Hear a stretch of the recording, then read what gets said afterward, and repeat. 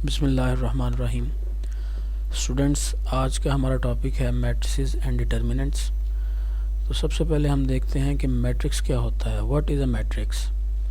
अगर हम इसकी डेफिनेशन देखें तो हमें पता चलेगा कि मैट्रिक्स एक रेक्टेंगुलर अरे है, एक फॉर्मेशन है नंबर्स की, कि रैंडमली नंबर्स नहीं लिखे हुए, कॉमर्स लगा के नहीं लिखे हुए, उनको एक ख़ास तरतीब से लिखा गया है और उस तरतीब को, उस फॉर्मेशन को, उस रेक्टेंगुलर अरे को बॉक्स ब्रैकेट्स से एनक्लोज किया जाता है। तो जो हमारे पास प्रोडक्ट सामने आती है उसको हम मैट्रिक्स का नाम देते हैं। यहाँ पे हम कुछ एग्जांपल देख लेते हैं। फर्स्ट एग्जांपल, बॉक्स ब्रैकेट में 6 नंबर जो हैं उनको एक ख़ास तरतीब से लिखा गया है, 2, 5, 5, -6, 5 एंड 7।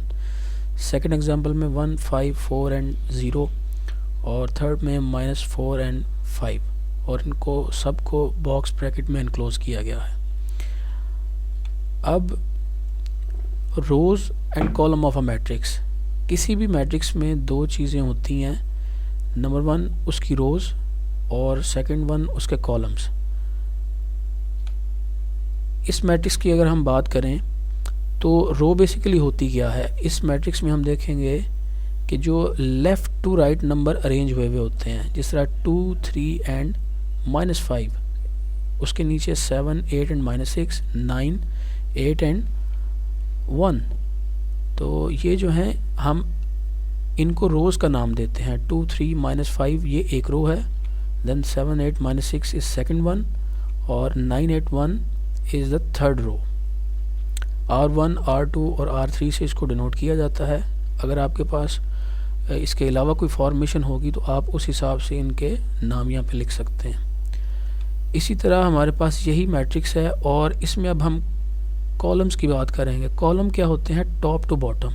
जिस तरह ये 2, 7 और 9 लिखा हुआ है, टॉप टू बॉटम ये अरेंजमेंट है। तो इसको हम सेम मैट्रिक्स में रोज़ भी होती हैं और कॉलम्स भी होते हैं। तो इसलिए मैंने ये दोनों जो मैट्रिक्स हैं ये एक जैसे लिए हैं ताकि ये आपको कन्फ्यूजन ना रहे कि कॉलम कोई किसी और मैट्रिक्स में है या रोज़ जो है वो किसी और मैट्रिक्स में ली जाएंगी। तो टॉप टू बॉटम जो फॉर्मेशन होती है उसको कॉलम कहा जाता है। जिस तरह ये 1 है, C1, C2 और ये C3, 3 कॉलम है इसमें। अब बात करते हैं ऑर्डर ऑफ अ मैट्रिक्स की। ऑर्डर क्या होता है? तो ऑर्डर से पहले सबसे पहले हम देखते हैं कि रोज़ को हम किससे डिनोट करते हैं? अल्फ़ाबेट M से, और कॉलम्स को N से। और जो ऑर्डर है मैट्रिक्स का उसके लिए हमारे पास फार्मूला होता है M/N और M×N। आप सबसे पहले नंबर ऑफ़ रोज़ लिखेंगे जितनी हैं, और उसके बाद बाय लगाएंगे, फिर नंबर ऑफ़ कॉलम्स लिखेंगे। या दूसरा तरीका आपके पास है कि आप नंबर ऑफ़ रोज़ लिखें जो कि M से डिनोट की जाती हैं, और फिर क्रॉस का सिंबल लगाएं। इसको आपने मल्टीप्लाई नहीं करना, ये क्रॉस ही है, इसको ऐसे ही रहने देंगे, और फिर नंबर ऑफ़ कॉलम्स यहाँ पे लिखेंगे। हम इसकी कुछ एग्जांपल देख लेते हैं। फर्स्ट जो एग्जांपल है उसमें अगर हम लेफ़्ट टू राइट की बात करें, यानी कि रोज़ की बात करें, तो वो हमारे पास दो हैं, 2, 5, 5, -6, 5 एंड 7, ये 2 रोज़ हैं। और इसके जो कॉलम है टॉप टू बॉटम जो फॉर्मेशन में है वो 3 हैं। तो इसका जो ऑर्डर होगा वो 2/3 होगा या 2×3 होगा। सेकंड एग्जांपल में देखते हैं हम, तो 2 ही रोज़ हैं, 2 ही कॉलम्स हैं, तो 2/2।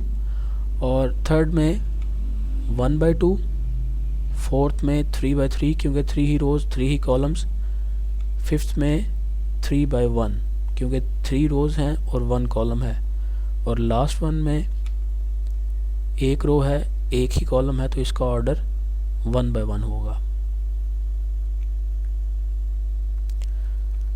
नेक्स्ट हैं इक्वल मैट्रिसेस।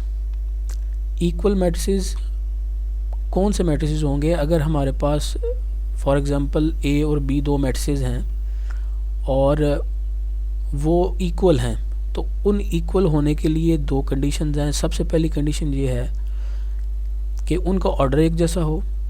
जो ऑर्डर मैट्रिक्स A का है मैट्रिक्स B का भी वही ऑर्डर हो। दूसरी कंडीशन कि उनके कोरेस्पॉन्डिंग एलिमेंट्स, उनकी कोरेस्पॉन्डिंग एंट्रीज इक्वल होनी चाहिए, बिल्कुल एक जैसी होनी चाहिए। इसकी एग्जांपल हम देखते हैं। फर्स्ट में 2, 5, 5, -6, 5 एंड 7, इसमें 2 रोज़ और 3 कॉलम हैं। दूसरे वाले पे भी 2 रोज़ 3 कॉलम हैं। पहली कंडीशन ठीक हो गई, ऑर्डर इनका सेम है। अब करस्पॉन्डिंग एंट्रीज देखते हैं। पहले 2, 5, 5, दूसरे में भी 2, 5, 5। जिस पोजीशन पे फर्स्ट वाले में जो नंबर है सेकंड वाले में उसी पोजीशन पे वही नंबर होना चाहिए, तो फिर हम कहेंगे कि ये दोनों मैट्रिसेस इक्वल हैं। अब इनमें आप देख सकते हैं कि कोई पोजीशन जो है उसमें ऐसी बात नहीं है कि पोजीशन पे जो फर्स्ट वाले में नंबर पड़ा हुआ है दूसरे वाले में वो ना हो, इसलिए हम ये कहेंगे कि इनके ऑर्डर भी सेम है और कोरेस्पॉन्डिंग एंट्रीज भी सेम है, तो ये इक्वल मैट्रिसेस हैं। सेकंड एग्जांपल अगर आप देखें तो फर्स्ट वाले का जो ऑर्डर है वो 2 by 2 है, सेकंड वाले का ऑर्डर भी 2 by 2 है। अब यहाँ पे फर्स्ट जो एलिमेंट है वो है 1 और यहाँ पे भी 1 है। दूसरा एलिमेंट अगर आप देखें तो वो 5 है, लेकिन यहाँ पे ये 3 + 2 लिखा हुआ है। तो इस तरह हम जो हमारे पास मैट्रिसेस होते हैं उनको पहले हम सिंप्लीफाई कर लेते हैं। सिंप्लीफाई करने के बाद फिर हम आंसर देखते हैं क्या दोनों का आंसर सेम है। तो अगर हम इन दोनों को सिंप्लीफाई करेंगे तो हमारे पास आंसर सेम ही आएगा। यहाँ पे 5 है, यहाँ पे सेकंड एंट्री जो है 3 + 2 वो भी 5 बनता है। देन 4, यहाँ पे 2 + 2 वो भी 4 है, 0 और 0, तो इसलिए ये दोनों मैट्रिसेस भी इक्वल हैं। थर्ड एग्जांपल में आप देखें तो ये दोनों इक्वल नहीं हैं, क्योंकि पहले वाले का जो ऑर्डर है वो 1 by 3 है और दूसरे वाले का 3 by 1 है। इसलिए हम इसको फर्दर देखेंगे ही नहीं, क्योंकि ऑर्डर इसका सेम नहीं है, इसलिए हम इसको उसी वक्त कह देंगे कि ये नॉट इक्वल है। फोर्थ एग्जांपल में आप देखें तो ऑर्डर दोनों का सेम है, इसका ऑर्डर भी 3 by 1 है, इसका ऑर्डर भी 3 by 1 है, लेकिन ये इक्वल नहीं है। क्यों इक्वल नहीं है? क्योंकि यहाँ पे फर्स्ट एंट्री 2 है और यहाँ पे फर्स्ट एंट्री -2 है, यहाँ पे सेकंड वन -1 है और यहाँ पे सेकंड एंट्री 1 है, यहाँ पे 5 और यहाँ पे -5।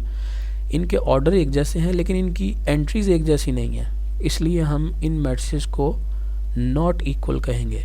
और यहाँ पे एक और बात भी समझने वाली है कि अगर दो मैट्रिसेस का ऑर्डर एक जैसा हो और उनमें बाकी सारे एलिमेंट्स, बाकी सारी एंट्रीज एक जैसी हों सिवाय एक के, अगर उनमें एक एंट्री भी एक जैसी नहीं है तो तब भी हम कहेंगे कि वो दोनों जो मैट्रिसेस हैं वो इक्वल नहीं हैं। फॉर एग्जांपल हम यहाँ पे देखते हैं कि यहाँ पे जो फर्स्ट एग्जांपल है इसकी हम बात कर लेते हैं कि ये लास्ट वाला जो 7 7 है, 7 और 7, इसको छोड़ के बाकी सारी एक जैसी हैं और यहाँ पे 7 के बजाय 6 आ गया, तो फिर भी ये दोनों मैट्रिसेस इक्वल नहीं होंगे।